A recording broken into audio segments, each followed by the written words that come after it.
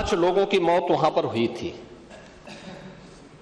और 1978 में 184 हिंदुओं को सामूहिक रूप से जला दिया गया था।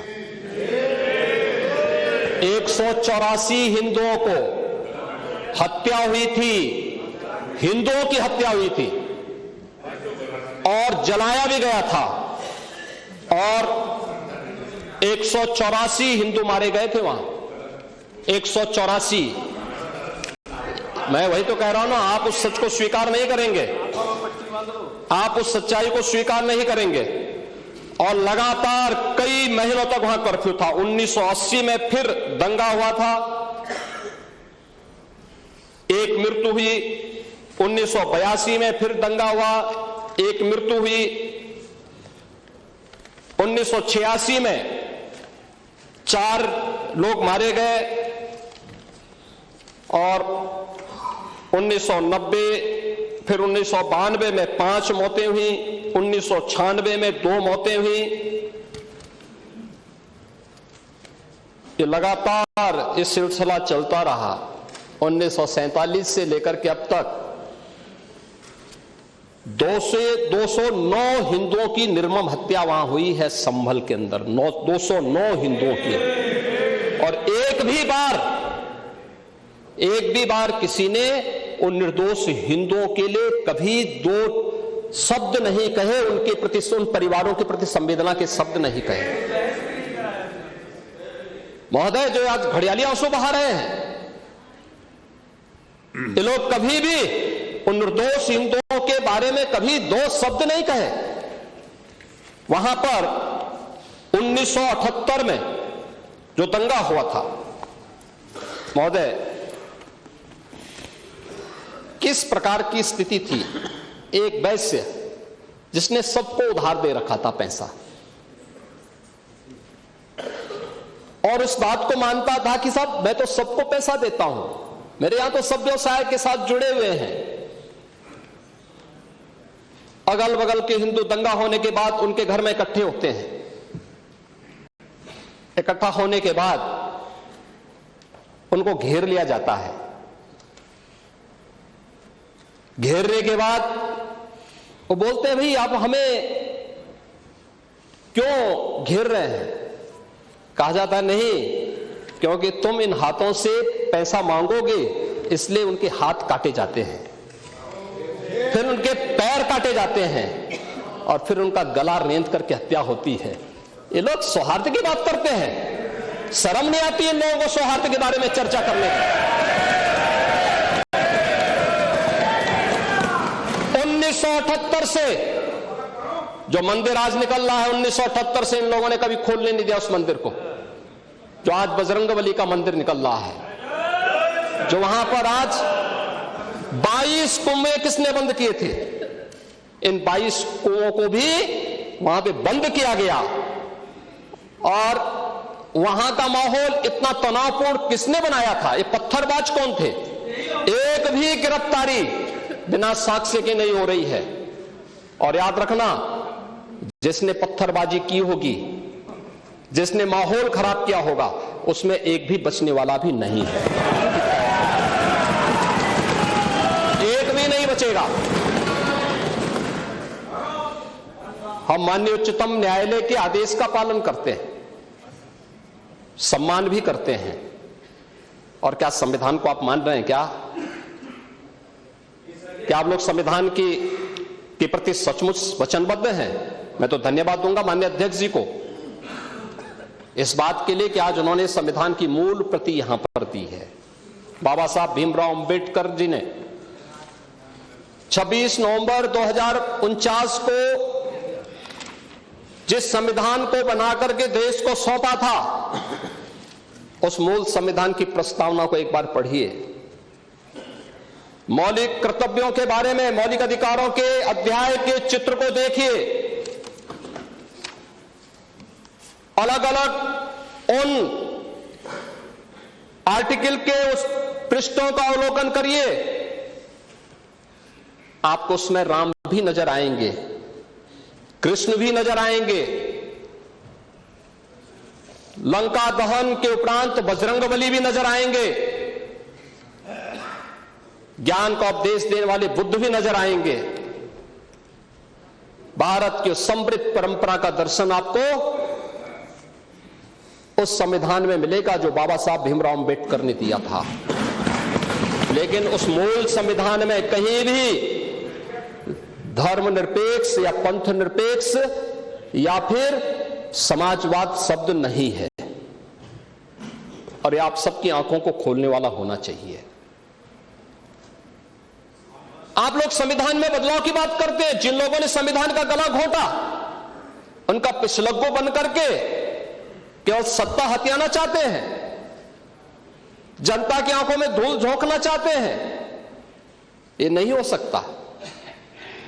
ये देश आपको नहीं करने देगा,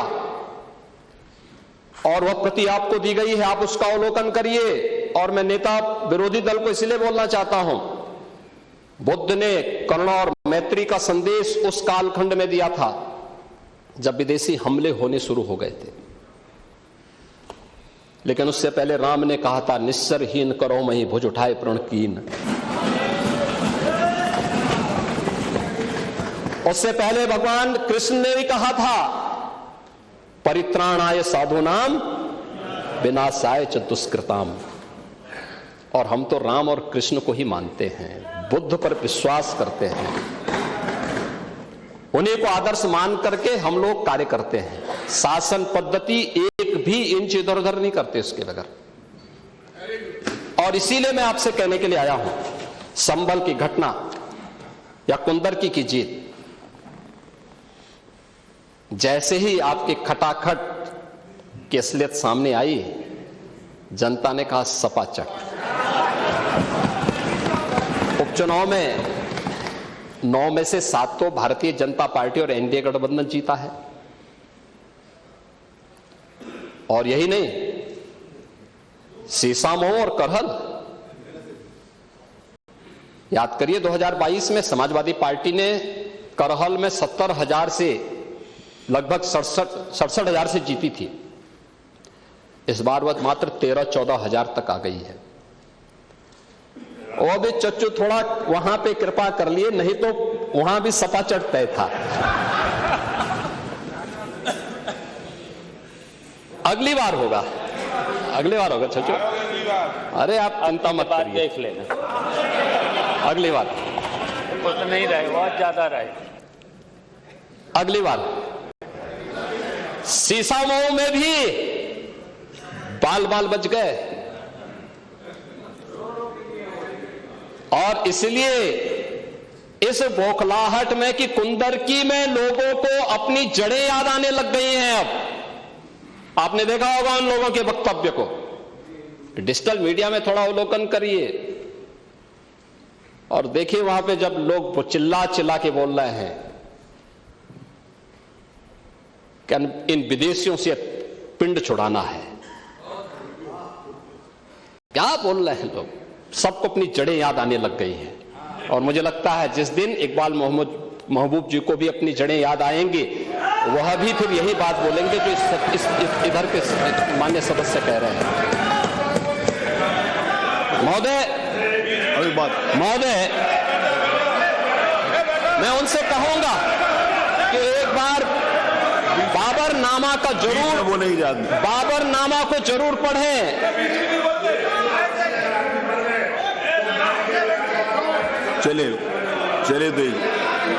चलिए वो जो बात कही, बाबरनामा को जरूर एक बार पढ़ें। आप मंत्री जी बोल रहे हैं, आप प्लीज बैठे। चलो आप दे देना जब अवसर हो, बाबरनामा को एक बार पढ़ें। आप बैठे।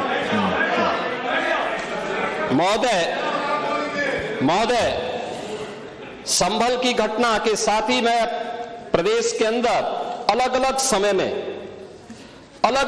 में जो दंगे अलग अलग समय में हुए हैं। 1972 में आगरा में दंगा हुआ, 19 लोग मरे थे। आजमगढ़ में 1972 में दंगा हुआ, 3 लोग मरे थे। बहराइच में 1973 में दंगा हुआ, 1 व्यक्ति की मौत हुई थी। गोंडा में 1973 में दंगा हुआ, एक व्यक्ति की मौत हुई। प्रयागराज में 1973 में एक दंगा हुआ, 2 लोगों की मौत हुई। मेरठ में 1973 में दंगा हुआ, 8 लोगों की मौत हुई। आगरा में फिर 1974 में दंगा हुआ, एक व्यक्ति की मौत हुई।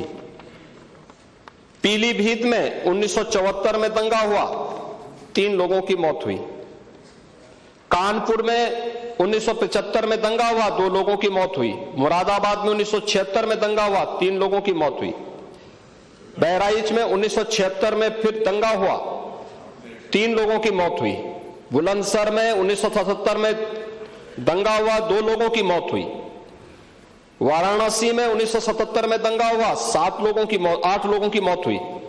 मुरादाबाद में 1978 में दंगा हुआ, 19 लोगों की मौत हुई। अलीगढ़ में 78 में दंगा हुआ, 21 लोगों की मौत हुई। ये लगातार मैं क्या कर रहा हूं, उसमें आप भी थे, जिसके कारण लोकतंत्र सेनानी आप कहलाते हैं, लोकतंत्र सेनानी कहलाते हैं मल्होत्रा जी। उसी के नाम पर आप लोग मैं क्या कर रहा हूं, ये दंगे हुए हैं, मैं उन दंगों के बारे में बोल रहा हूं जिन दंगों के कारण लगातार माहौल खराब हुआ है प्रदेश का। और आज प्रदेश के अंदर सुरक्षा का जो एक माहौल है, कानून व्यवस्था की जो एक स्थिति पैदा हुई है, लोगों को सुरक्षा पे विश्वास है, कानून व्यवस्था पर विश्वास है, उसी का परिणाम है कि 40 लाख करोड़ रुपए का निवेश का प्रस्ताव उत्तर प्रदेश को प्राप्त होता है। इतना निवेश, इंफ्रास्ट्रक्चर का एक कार्य, रोड की, रेलवे की, एयर कनेक्टिविटी की, ये उसी का परिणाम है जो सरकार